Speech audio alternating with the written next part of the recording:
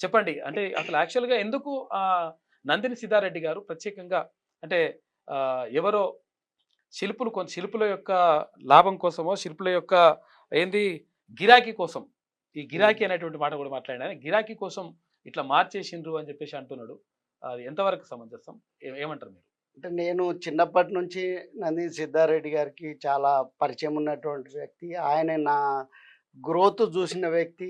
And చాలా articles కూడా నా గురించి చాలా పాజిటివ్‌గా గూడా రాశారు. సో, ఏ రోజైతే నేను ఈ ఆర్టికల్ చదివినా ఆయనకో మెసేజ్ గూడా పెట్టినా, మీరు మాట్లాడిన పద్ధతి బాగాలేదు. ఆ హ్మ్. లాంగ్వేజ్ బాగాలేదని జెప్పి. హ్మ్. దానికి గూడా ఆయన పాజిటివ్‌గా నా మీద రాసిన ఆర్టికల్ గూడా నాకు పంపియడం జరిగింది. హ్మ్. కానీ ఒక రకంగా జూసినట్టయితే ఏదో ఒత్తిడితోటి ఆ మాటలు అన్నట్టు అనిపిస్తుంది నాకు. నమస్తే తెలంగాణలో పేపర్‌లో ఏమని రాసిండో ఒకసారి అది చదువుతారా అది? ఇది తెలంగాణ గ్రామీణ స్త్రీని మాతృమూర్తిగా కొలిచే రీతిలో కొత్త విగ్రహ రూపం ఉన్నదని శిల్పులు కూడా వివరణ ఇచ్చారు కదా! అనే ఒక క్వెషన్ అడిగితే క్వెషనైర్‌కి హ్మ్. ఆయన ఎక్స్‌ప్లెయిన్ నందిని చేస్తూ సిద్ధారెడ్డి గారి ఎక్స్‌ప్లనేషన్. నందిని సిద్ధారెడ్డి గారు ఎక్స్‌ప్లెయిన్ చేస్తూ శిల్పులకి గిరాకీ కావాలె. హ్మ్. తమ గిరాకీ కోసం చరిత్రను మారిస్తే ఎలా? ఇదే శిల్పి నిన్నటి దాకా అమరధామం హ్మ్. అంటే అమరవీరుల స్మృతి చిహ్నం చేశారు. హ్మ్. ఆ పేరుతో ఆ ప్రభుత్వాన్ని ఖర్చు పెట్టించారు. హ్మ్. సో, ఇప్పుడు తెలంగాణ తల్లి పేరుతో ఖర్చు.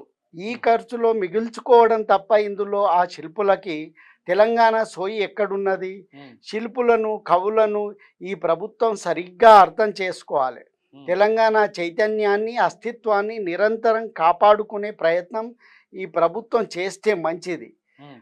అని ఏ గ్రామీణ మహిళ ఆ విగ్రహంలో ఉన్నట్టు నేను చూస్తలేను అని ఇగ ఆయన సిద్ధారెడ్డి చాలా గారు చెప్పుకొచ్చిండు. ఆయన ఉద్దేశంలో అసలు ఇందులో గ్రామీణ స్త్రీయే లేదు. హ్మ్.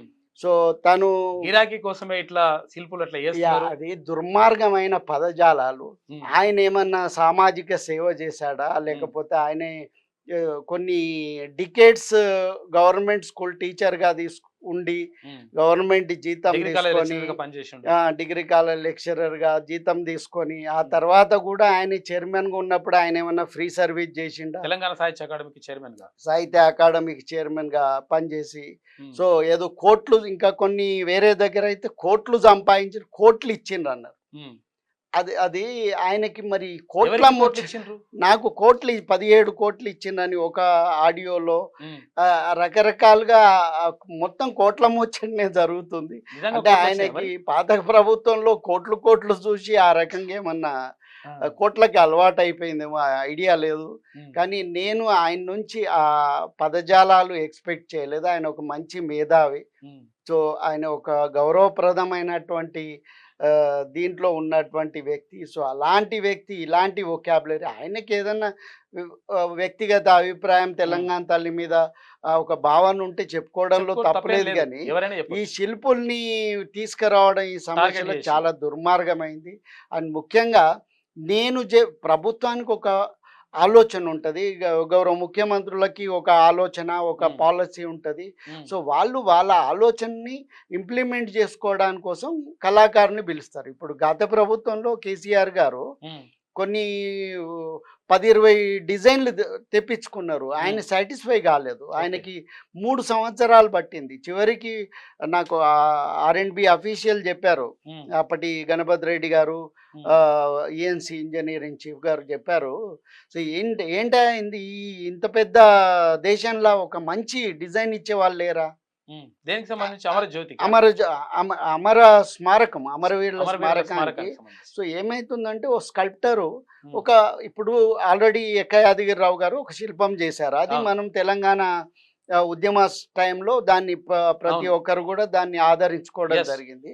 సో, ఎవరన్నా శిల్పులు డిజైన్ ఇస్తే దానికంటే ఇంకా బెటర్‌గుండే డిజైన్ అనేది హ్మ్. సో, ఇవ్వడం జరిగింది. హ్మ్. సో, అది కాకుండా ఇప్పుడు ఒక ఆర్కిటెక్ట్‌లు హ్మ్. బిల్డింగ్‌లకి డిజైన్ ఇచ్చారు. ఓకే. సో, అదొక డిఫరెంట్ బిల్డింగ్. ఓకే. కానీ అదేమి ఆర్టిస్టిక్ కాదు. హ్మ్. సో, అదొక కన్‌స్ట్రక్షన్ అయితది. ఇదొక స్టాచ్యూ అయితది. హ్మ్. సో కాబట్టి ఆయనకి ఎందుకో ఆ సాటిస్ఫాక్షన్ లేదు కాబట్టి ఇంకో డిఫరెంట్గా ఉండాలనే కోణంలో సో నేను ఒక శిల్పిగా ఇంటర్నేషనల్గా ఒక 80 దేశాలు తిరిగి ఒక 15-16 సంవత్సరాలు యూరోప్లో జీవితమే దానికోసం. సో నేను ఎక్కడ బ్యాక్ ప్యాక్ టూరిస్ట్ లాగా ఓన్లీ హాలిడే మూడ్లో నేను ఎప్పుడు పోలేదు. నేను ఎక్కడికి పోయినా 3 నెలలు 6 నెలలు ఉండి సో ఆ రకంగా నేను నా ఆర్టిస్టిక్ అబ్జర్వేషన్లతోటే నేను తిరగడం జరిగింది.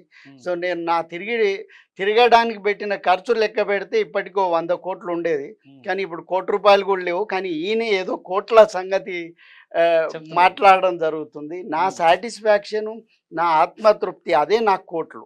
ఓకే. సో ఆయన చేసే దుర్మార్గపు కామెంట్లు అనేటివి నాకు చాలా హర్ట్ అయ్యే ఈరోజు పబ్లిక్లో నేను పదే పదే చెప్పడం జరుగుతుంది. నిజంగా ఇప్పుడు 17 కోట్లు వచ్చినాయి. ఇప్పుడు టోటల్ ప్రాజెక్టు పేపర్ మీద ఉన్న వాల్యూ ప్రకారమే 5,30,00,000 అని ఏదో చదివిన. ఇప్పుడు నేను చేసిన శిల్పానికి 92-93 లక్షలు. అది 20 ఫీట్ల అడుగు. దానికి 7.5-8 టన్నుల బరువు. సో ఆ 7 టన్నులు అమ్ముకుంటేనే 30 డబ్బులు వస్తాయి అంతే మాకు ఇచ్చిన దాంట్లో. సో ఇక ఈయన ఆల్రెడీ కాంస్య విగ్రహానికి ఎగ్జాక్ట్లీ.